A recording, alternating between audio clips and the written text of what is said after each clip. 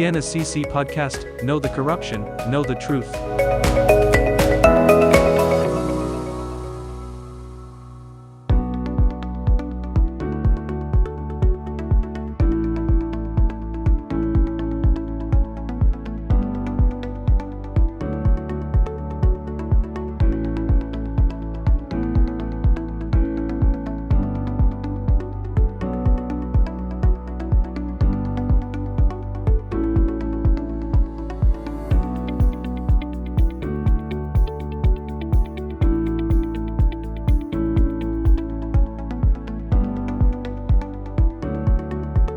Hey, come on in. Hurry up, this movie is getting tighter and tighter. Trending hit movie. If you want to hear the ending, come listen with us. From the corruption case of the rice pledging scheme and rice distribution, today we have come to the end of a very sad journey. Do you mean it ended badly? It definitely ended badly. But if many people are wondering how it ended badly, you have to listen to the criminal indictment first. Good. We will study the law together. It is another kind of knowledge. The Nacc has held a meeting to consider the fact-finding report and unanimously resolved that Ms. Yingluck Shinawatra, the accused, is the Prime Minister and the head of the government, which has set the rice pledging policy since the beginning and is the chairman of the National Rice Policy Committee, who has the power and duty to set the policy and participate in the administration of the government's rice pledging project, has set the pledging price for paddy rice higher than the market price, beyond what should normally be expected, which is a distortion of the market mechanism.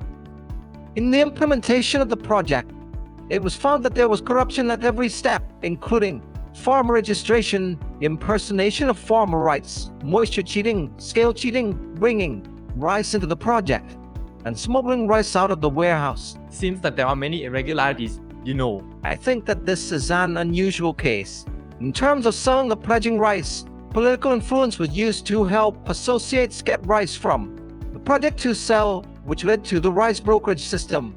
There was no open auction of rice. Doing this is equivalent to fraud, embezzlement, etc. Do you know what all this corruption has caused? Overall, it is understandable that there is a huge amount of damage, but I don't know the details. There is a burden of government expenses and a huge loss, both subsidizing farmers and various expenses such as milling, processing, transportation, storage, and there may also be problems of deteriorating rice quality, selling rice at a loss, or rice missing from warehouses. The government had become a major rice trader, destroying the free rice trade system. Rice mills and exporters outside the project cannot procure enough rice. Rice mills in the project and exporters who win the rice auction will have advantages over rice mills and exporters outside the project.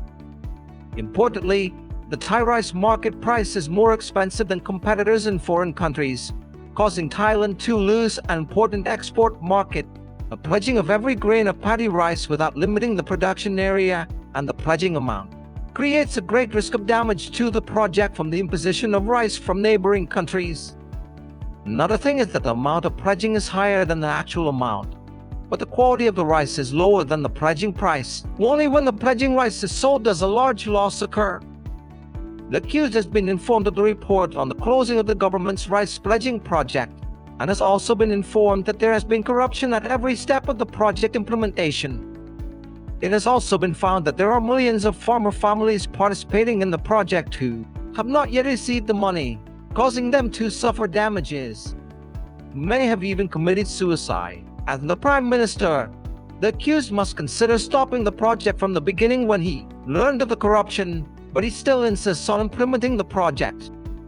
This has caused more and more damage to the government. This is considered the most serious damage caused by the rice pledging scheme in the country. When I listen to this, I feel sorry for the farmers. These are millions of families that have suffered losses in some cases. Let's listen here.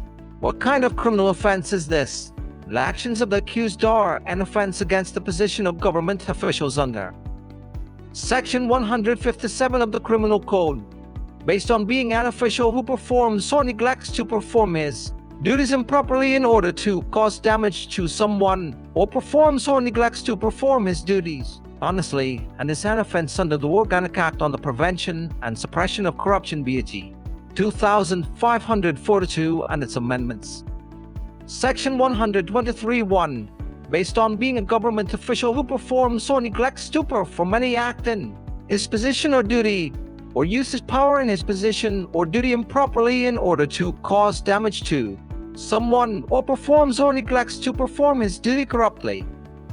Send the report and documents with opinion to the Attorney General to proceed with the prosecution of the Supreme Court's Criminal Division for holders of political positions on the basis of the aforementioned offense, according to the Organic Act on the Prevention and Suppression of Corruption BT 2542, Section 70 Nacc. And what is the verdict? Continue. The Supreme Court's Criminal Division for holders of political positions ruled on September 27, 2017. The summary is that Ms. Yingluck Water was aware of the rice sales that were falsely claimed to be government sales. Therefore, she had sufficient time to suspend the delivery of rice according to the contract that had not yet been delivered, which is something that can be done according to her power and duty. However, as the Prime Minister, the head of the government, and the chairman of the National Economic and Social Development Board, who has direct power and duty to control, inspect, and supervise the implementation of policies, set measures for projects that have already been approved, and has the power to order civil servants in every ministry, department, and agency to supervise, suspend, or solve problems, especially corruption in the rice sales process. But the defendant has neglected to perform his duties according to the law, which is clearly showing the intention to provide benefits to Mr. Boon Song Terry Yafiroman team. The corruption in seeking benefits from the project caused damage to the country's financial system and directly affected the national budget. This is considered a corrupt dereliction of duty to cause damage to the Ministry of Finance, the country, or any person. This the Yingluck Water is therefore guilty under Section 157 original of the Criminal Code, Section 123(1) of the Organic Act on Prevention and Suppression of Corruption BT 2542, which is a single act, an offense against multiple laws, and is punished under Section 123(1) of the Organic Act on Prevention and Suppression of Corruption BT 2542, which is the law with the heaviest penalty according to Section 90 of the Criminal Code, with a sentence of 5 years in prison. In a way, farmers are the backbone of the nation. They grow rice to feed the entire country. And for the Prime Minister, he is the person the people choose and trust to govern the country. It is unforgivable for a leader to allow corruption to continue, even though they know it causes damage to the country, and they still do not stop it.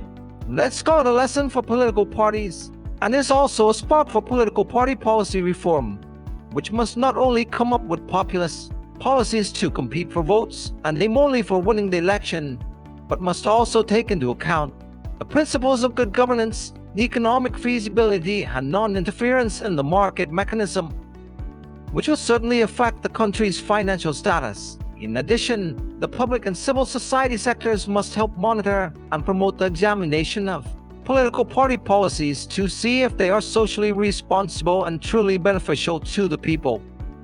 It can be seen that when the political sector and the public cooperate, it will lead to the prevention of corruption and policy corruption that will cause major damage, such as this case. I think that in this case, the government pledges rice, farmers pledge their lives, and finally the country pledges debt.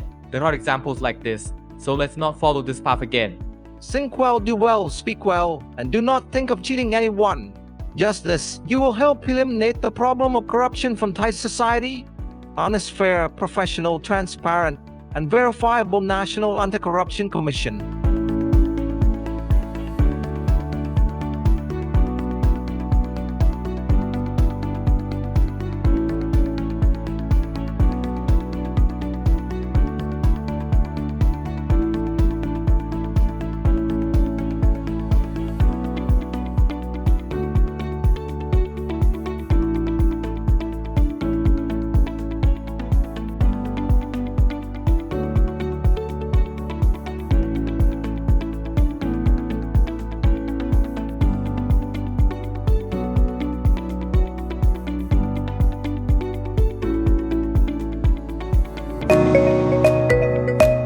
The Nacc Podcast, Know the Corruption, Know the Truth.